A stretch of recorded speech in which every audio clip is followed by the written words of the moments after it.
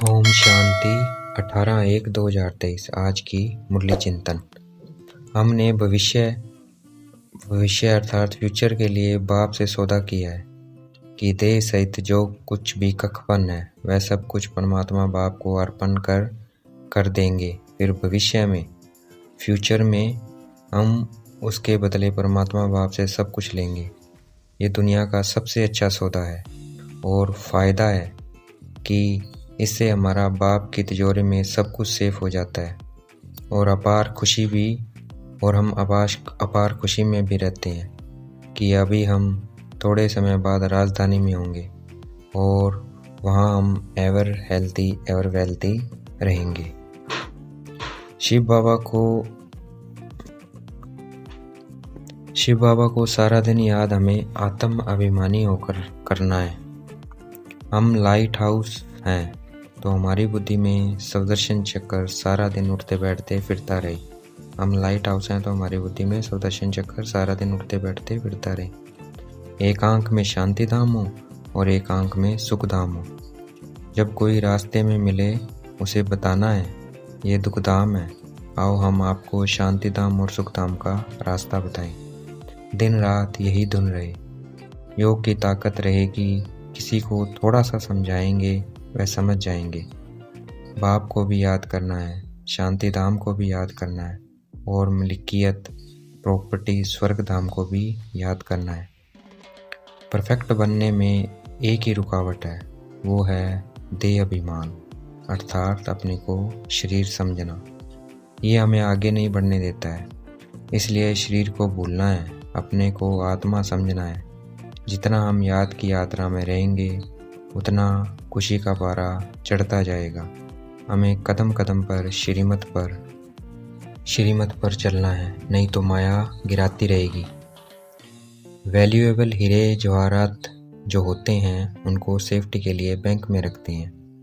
वैसे हम ब्राह्मण बच्चे भी बहुत वैल्यूएबल हैं। हमें शिव बाबा की बैंक में रहना है अर्थात सेफ्टी में रहना है। हमें बाबा की सेफ्टी में रह अमर बनते हैं।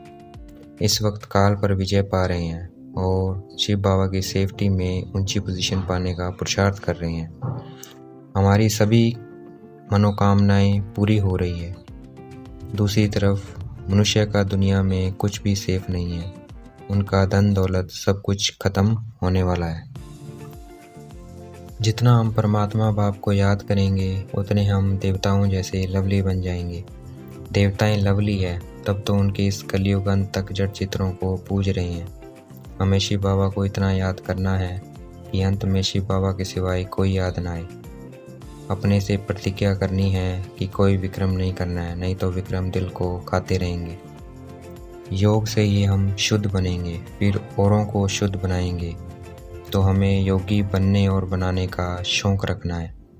अगर देह में मोह है, देह अभिमान है तो अभी हमारी अवस्था बहुत कच्ची है। देही अभिमानी ही सच्चे सच्चे डायमंड बनेंगे। तो हमें देही अभिमानी बनने का अभ्यास करना है। हमें फॉलो फादर करना है। परमात्मा बाप दुख करता सुख करता है तो हमें भी सबको सुख देना है। बाप का राइट हैंड बनना है। धन की बहुत लालच नहीं रखनी है। अगर लालच रखेंगे तो शिव बाबा को भूल जाएंगे। जैसे ब्रह्मा बाबा ने ट्रस्टी बनकर दिखाया वैसे हमें भी बनना है। हमें ईश्वर के कार्य में लगे रहना है, विघ्नों से डरना नहीं है। जितना हमारी लास्ट स्टेज अर्थात कर्मातीत अवस्था आती जाएगी उतना हमें शांति प्रिय लगेगी।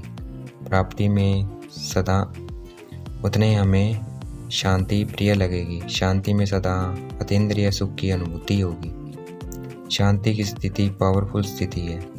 इससे हम दुनिया की अनेक आत्माओं का आह्वान कर सकते हैं। जैसे साइंस की शक्ति से दूर की चीज़ों को सुन और देख लेते हैं, ऐसे ही हम साइलेंस की शक्ति से कितनी भी दूर बैठी आत्मा को संदेश दे सकते हैं। वह दूर से ही श्रेष्ठ आत्माओं अर्थात बहुत अच्छी आत्माओं के और परमात्मा के चरित्रों के दृश्य अपने सामने अनुभव करेंगे अर्थात संकल्पों से दिखाई देगा। ये संकल्पों की सिद्धि का पार्ट है, इसलिए साइलेंस को गोल्ड कहा गया है।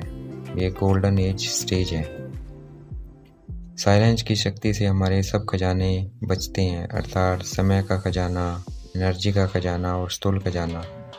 तो हमें बैलेंस रखना है।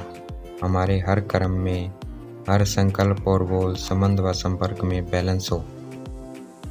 अगर बैलेंस होगा तो हमारा बोल, कर्म, संकल्प, संबंध या संपर्क साधन की बजाय अलौकिक दिखाई देगा, अर्थात चमत्कारी दिखाई देगा।